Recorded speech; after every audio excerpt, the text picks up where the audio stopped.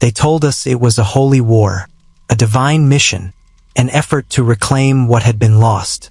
But what if I told you the Second Crusade, one of the most ambitious and expensive military expeditions of the medieval world, was never meant to succeed?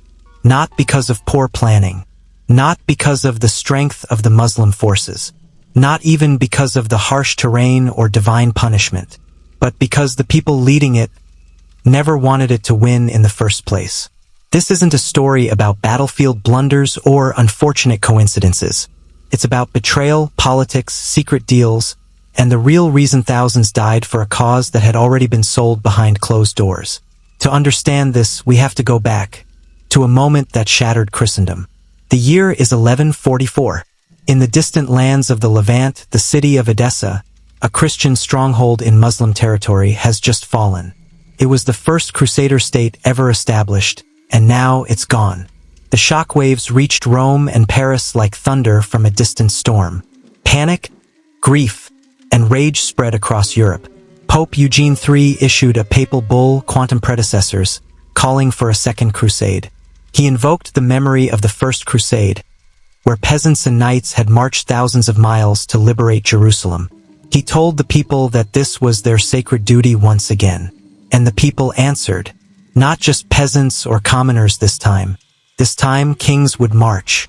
King Louis VII of France, King Conrad III of Germany, even Queen Eleanor of Aquitaine would ride with the armies, something almost unheard of.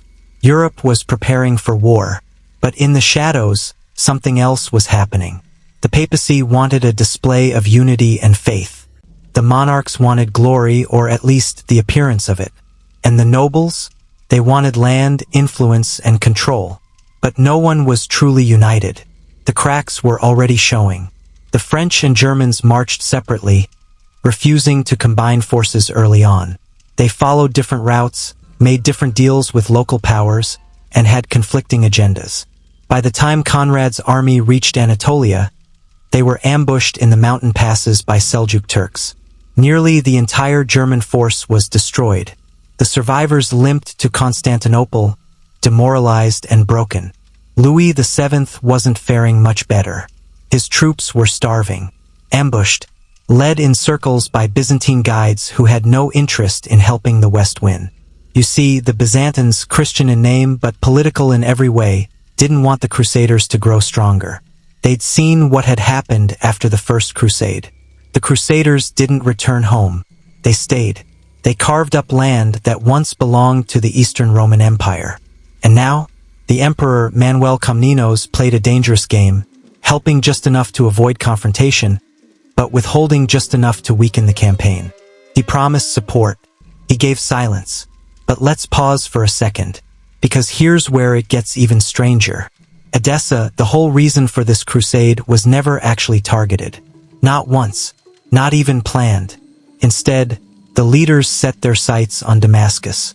Why Damascus? It wasn't held by the same Muslim rulers who had taken Edessa. In fact, Damascus had sometimes allied with the Crusader states against mutual enemies. It wasn't the threat. It was the prize. Damascus was wealthy, strategically located, and desirable. So instead of reclaiming the fallen Edessa, the Crusaders launched a surprise siege on a city that had never been the main enemy. But they failed, miserably. After a few days of poor coordination and supply issues, the Crusaders inexplicably moved their camp from a strong, well-supplied position to a barren, exposed side of the city, leaving them vulnerable. Historians still debate why. Some say they were bribed. Others claim treachery among their own commanders. Perhaps it was simply incompetence. But after just a few days, they retreated. And just like that, the Second Crusade ended in disgrace. No lands gained. No cities taken. No glory. But now we ask, was that the plan all along? Let's consider what the leaders gained, despite their failure. King Louis VII returned to France, wounded in pride, yes, but still alive. His pilgrimage gave him religious legitimacy and moral superiority, even though he failed militarily. He used the campaign to distance himself from rivals, gain favor with the church, and strengthen his image. Conrad III returned to Germany, where he was welcomed with honor, because the defeat could be blamed on the Byzantines, the Turks, the weather, anything but himself. The papacy? It had proven its power to mobilize kings. Even in failure, it had shown that it could command the might of nations. But for the people, the soldiers who died, the families who grieved, the peasants who funded the war through taxes and indulgences, it was a disaster, a betrayal. The truth is, the Second Crusade may have never been about Edessa. It may have never been about winning. It was a theater, pageant, a grand performance of piety, designed to mask the cold ambitions of empires and kings. And while thousands of lives were lost in the desert, under the burning sun, in foreign lands they barely understood, the ones who sent them there returned home to warm castles and political rewards. This is the hidden side of history, not the kind told in children's books, not the kind sung by bards or carved into cathedral walls, but the truth that lingers between the lines, the whispers of treason, ambition, and manipulation. The Second Crusade failed, yes, but for those in power, that might have been the point.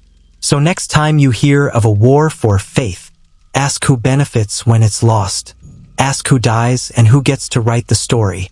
Because in the end, history isn't just about what happened.